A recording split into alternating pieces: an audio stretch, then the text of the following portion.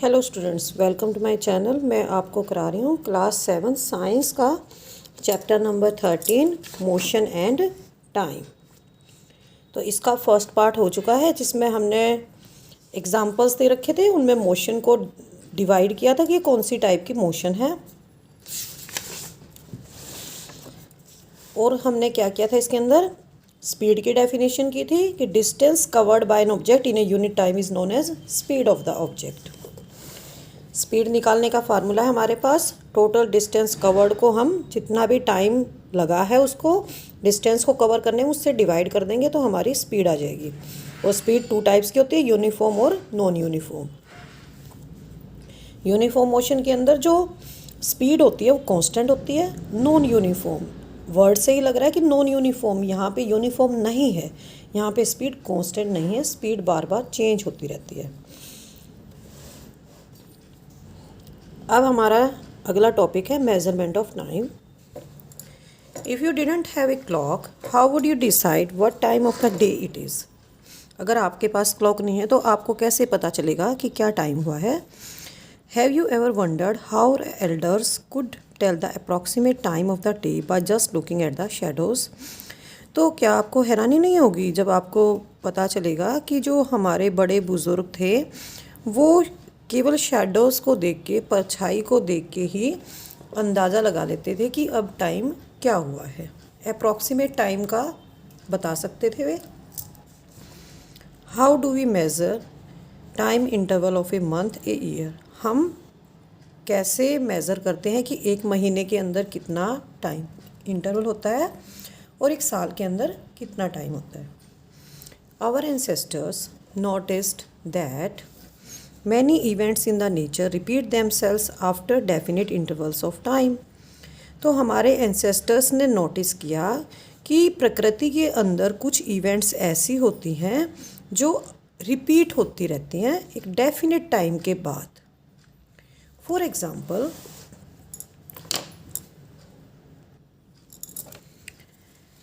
they found that the sun rises every day in the morning। जैसे example है कि हर रोज़ सुबह सूर्य उदय होता है। The time between one sunrise and the next was called a day. तो दो सनराइज़ के बीच का टाइम, जैसे आज का सूर्य उदय हुआ और अगले दिन का सनराइज़, उसके बीच के टाइम को एक दिन मानते हैं।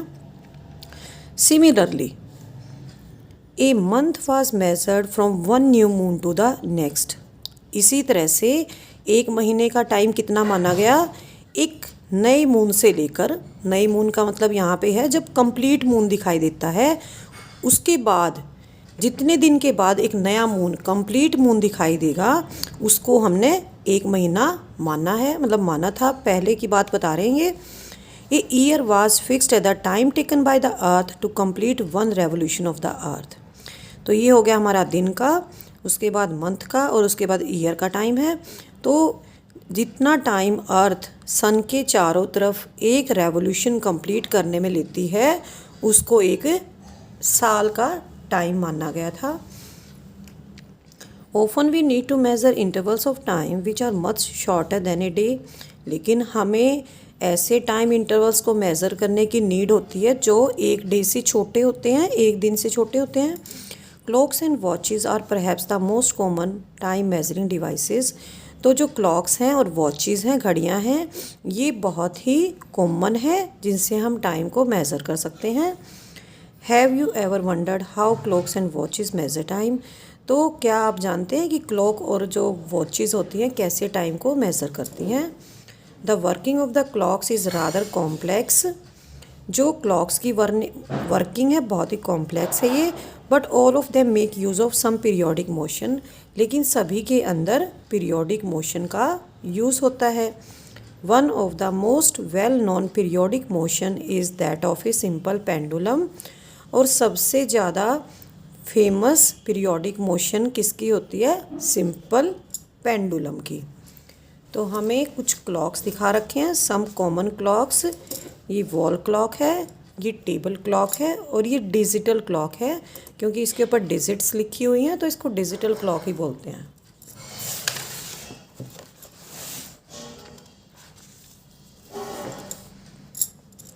ये हमारा सिंपल पेंडुलम दिखा रखा है। It consist of A small metallic ball, ये स्मॉल मेटेलिक बॉल है, और ए पीस ऑफ स्टोन, यहाँ पे बॉल लगा सकते हैं, यहाँ कोई स्टोन का टुकड़ा ले सकते हैं, पत्थर का टुकड़ा। Suspended from a rigid strand, ये एक रिजिड स्ट्रैंड है। बाय ए थ्रेड, और ये एक थ्रेड है। The metallic ball is called the bob of the pendulum, जो मेटेलिक बॉल है इसको क्या बोलते हैं? Bob of the pendulum. Figure 13.A shows the pendulum at rest in its mean position. यहाँ पे जो ये पोजीशन दिखा रखी है सिंपल पेंडुलम की, ये रेस्ट पोजीशन है। When the bob of the pendulum is released, after taking it slightly to one side, it begins to move to and fro. जब पेंडुलम के जो ये पेंडुलम इसके बोब को हम एक साइड लेके जाते हैं और उसके बाद हम यहाँ से इसको छोड़ देते हैं तो ये इधर से उधर मूव करना शुरू कर देता है। तो the two and fro motion of A simple pendulum is an example of periodic और एन ऑसिलेटरी मोशन। तो जो पेंडुलम की जो इधर से उधर तक जो मूवमेंट होती है, जो मोशन होती है, ये पीरियोडिक मोशन का एक एग्जाम्पल है। और पीरियोडिक मोशन को हम ऑसिलेटरी मोशन भी बोल सकते हैं।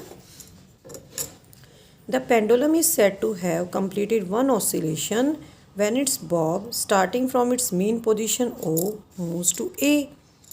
तो ये जो पेंडुलम है, हम क्या कहेंगे कि पेंडुलम ने एक ऑसिलेशन कंप्लीट कर लिया है। तो कैसे हम मानेंगे कि इसने एक ऑसिलेशन कंप्लीट कर लिया है? ये यहाँ पे मीन पोजीशन है, मीन पोजीशन से कहाँ जाएगा? ये A तक जाएगा, ठीक है, इस तरह से A तक जाएगा। फिर उसके बाद ये A से यहाँ तक आएगा, B तक आएगा, ठीक है, और बैक टू A, और दोबारा से ये O पे आ जाएगा। तो इसको हम वन कंप्लीट ऑसिलेशन मानेंगे। The pendulum also completes one oscillation when its bob moves from one extreme position A to other extreme position B and comes back to A। या तो ऐसे मान लो इसको एक ऑसिलेशन कि O से शुरू हुआ, A तक गया, A से B तक गया और B से दोबारा यहीं आ गया। या इसकी एक ऑसिलेशन ऐसे मान सकते हैं कि A से B तक जाता है और B से फिर वापस A तक आ जाता है। तो दोनों ही सेम है, दोनों को हम वन ऑसिलेशन मानेंगे। Time taken by the pendulum to complete one oscillation is called its time period. तो टाइम पीरियड क्या होता है? पेंडुलम को एक ऑसिलेशन कंप्लीट करने में जितना टाइम लगता है उसको टाइम पीरियड बोलते हैं। एक्टिविटी 13.2 है। Setup a simple pendulum as shown in the figure 13.4A with a string with a thread और a string of length near by 1 metre. तो हमें इस एक्टिविटी में क्या करना है? हमें एक सिंपल पेंडुलम सेट करना है एक थ्रेड की हेल्प से, और उस थ्रेड की जो लेंथ है वो 1 मीटर होनी चाहिए। Let the bob of the pendulum come to rest at its mean position. तो पहले हम ऐसे इस पोजीशन में लेंगे रेस्ट पे, ये मेन पोजीशन है, ये रेस्ट वाली पोजीशन है। Mark the mean position of the bob on the floor below it और on the wall behind it. जो हमें क्या करना है, जो बोब की मेन पोजीशन है उसको हमने निशान लगा लेना है, या तो फ्लोर पे लगा लेंगे नीचे, या फिर हम दीवार के पीछे लगा लेंगे, या फिर इसके पीछे जो दीवार है वहाँ पे हम इसका निशान लगा लेंगे। To measure the time period of the pendulum we will need a stop watch. हमें अगर पेंडुलम का टाइम पीरियड मेज़र करना है तो इसके लिए हमें एक स्टॉप वॉच चाहिए। However if a stop watch is not available a table clock और wrist watch can be used. तो इसके लिए हम टेबल क्लॉक या रिस्ट वॉच को भी यूज़ कर सकते हैं। To set the pendulum in motion gently hold the bob and move it slightly to one side. तो पेंडुलम को के अंदर हमने मोशन क्रिएट करनी है, तो हम क्या करेंगे, बोब को यहाँ पे ए पोजीशन पे ले आएंगे, वन साइड ले आएंगे इसको। Make sure that the string attach to the bob is taut. हमें ध्यान रखना है जो हमने स्ट्रिंग लगा रखा है या थ्रेड लगा रखा है 1 मीटर का, वो बिल्कुल तना हुआ होना चाहिए, उसके अंदर सिकुड़न नहीं होनी चाहिए, उसके अंदर कर्व्स बने हुए नहीं होने चाहिए। Now release the bob from its displaced position. Remember that the bob is not to be pushed when it is released. तो बोब को आराम से छोड़ना है, धक्का नहीं देना है इसको। Note the time on the clock when bob is at its mean position. तो हमें टाइम नोट करना है कि मीन पोजीशन पे ये किस टाइम था और दोबारा इसी मीन पोजीशन पे ये किस टाइम आएगा। यहाँ से इधर जाएगा, फिर इधर जाएगा और फिर इधर मीन पोजीशन पे आ जाएगा। Instead of mean position, you may note the time when the bob is at one of the extreme position। तो बीच में जो पोजीशन है ओ ये इसकी मेन पोजीशन है और साइड है ए बी ये इसकी एक्सट्रीम पोजीशन है। तो हमें दो तरह से ऑसिलेशन ले सकते हैं, या तो ओ से ए तक, ए से बी तक और बी से वापस ओ तक, या फिर हम बोब को एक साइड ले जाएंगे और एक साइड से हम बी तक जाने देंगे इसको और दोबारा से ये ए पर फिर आ जाएगा। तो इस तरह से भी हम इसका ऑसिलेशन ले सकते हैं। और यहाँ से यहाँ तक जाने में और बी से दोबारा ए तक आने में जितना टाइम होगा उसको हम नोट कर लेंगे। अब हमें इसके अंदर क्या करना है, measure the time of the pendulum takes to complete 20 oscillations. हमें 20 ऑसिलेशंस का टाइम पीरियड निकालना है। Record your observations in table 13.2। तो हमें अपनी ऑब्जर्वेशंस टेबल के अंदर फिल करनी है कि कितना टाइम लगा और उसको हमने 20 से डिवाइड किया तो एक ऑसिलेशन का टाइम आ गया। The first observation shown is just a sample. ये सैम्पल दिखा रखा है। Your observations could be different. तो आपकी ऑब्जर्वेशंस तो अलग हो सकती हैं इससे। Repeat this activity few times and record your observations. तो कई बार आप ये एक्टिविटी करेंगे और अपनी ऑब्जर्वेशंस टेबल के अंदर लिख देंगे। By dividing the time taken for 20 oscillations by 20। तो जितना भी टाइम है उसको हम 20 से डिवाइड करेंगे क्यों नंबर ऑफ ऑसिलेशंस है 20। तो हमें एक ऑसिलेशन का टाइम पता लग जाएगा। Is the time period of your pendulum nearly the same in all the cases. क्या आपके पेंडुलम के अंदर जो टाइम पीरियड आता है, आप जैसे कई बार इसको एक्टिविटी को करेंगे तो क्या सेम आता है। Note that A slight change in the initial displacement does not affect the time period of your pendulum। अगर थोड़ा सा चेंज आता है इनिशियल डिस्प्लेसमेंट में, जब यहाँ से छोड़ते हैं थोड़ा अगर टाइम में चेंज आता है तो इससे आपके पेंडुलम के टाइम पीरियड में कोई फ़र्क नहीं पड़ेगा।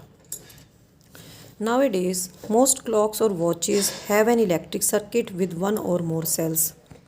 नावेडेज आजकल क्या है, क्लॉक्स और वॉचेज़ होती हैं, इनके अंदर इलेक्ट्रिक सर्किट होता है और उनके अंदर जो सेल होते हैं, एक या एक से ज़्यादा सेल डलते हैं, वो उसके अंदर वर्क करते हैं। These clocks are known as quartz clocks. इनको क्वार्ट्ज क्लॉक्स बोलते हैं। And the time measured by this clocks is more accurate than that by the clocks available earlier.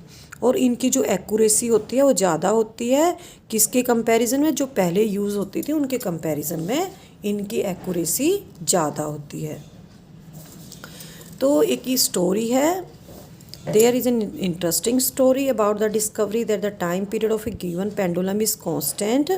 इसके बारे में कि किसी भी पेंडुलम का टाइम पीरियड कांस्टेंट होता है, तो ये डिस्कवरी हुई थी। इसके बारे में बहुत ही इंटरेस्टिंग स्टोरी है। You might have heard the name of the famous scientist. आपने गैलीलियो गैलीली का नाम तो सुना ही होगा। It is said that once Galileo was sitting in a church. एक बार गैलीलियो चर्च के अंदर बैठे हुए थे। He notice that a lamp suspended from the ceiling with a chain was moving slowly from one side to the other. उन्होंने क्या notice किया कि सीलिंग से एक चैन की हेल्प से एक लैम्प सस्पेंडेड था, टंगा हुआ था वहाँ पे, और वो एक साइड से दूसरी साइड धीरे धीरे धीरे धीरे जा रहा था। He was surprise to find that his pulse beat the same number of times during the interval in which the lamp completed one oscillation. तो उसने क्या नोटिस किया, वो हैरान हो गया कि जब लैंप ने एक ऑसिलेशन कंप्लीट किया जितने टाइम में, उतने ही टाइम में उसकी पल्स बीट रेट थी, दोनों सेम थी। Galileo experimented with various pendulums to verify this his observation. Galileo ने यही एक्सपेरिमेंट कई पेंडुलम्स लेके किया और अपनी ऑब्जर्वेशन को वेरीफाई करने के लिए। He found that a pendulum of a given length takes always the same time to complete one oscillation. तो उसने क्या खोजा कि किसी भी लेंथ का, एक गिवन लेंथ का पेंडुलम हमेशा एक ऑसिलेशन कंप्लीट करने में सेम टाइम लेगा। गिवन लेंथ का मतलब यहाँ पे है पेंडुलम की गिवन लेंथ अगर 20 सेंटीमीटर है जो थ्रेड लगा हुआ है, तो उसी से हम अगर 5 या 6 बार एक्टिविटी करते हैं हमें, तो हर बार वो सेम ही टाइम लेगा। This observation led to the development of the pendulum clocks. इससे पेंडुलम क्लॉक्स का आविष्कार हुआ। Winding clocks and wrist watches were refinements of the pendulum clocks. और जो वाइंडिंग क्लॉक्स थी और जो रिस्ट वॉचेस थी, ये पेंडुलम क्लॉक्स की रिफाइनमेंट थी, मतलब बाद में सुधार करके बनाई गई थी, संशोधन कह सकते हैं आप इसको।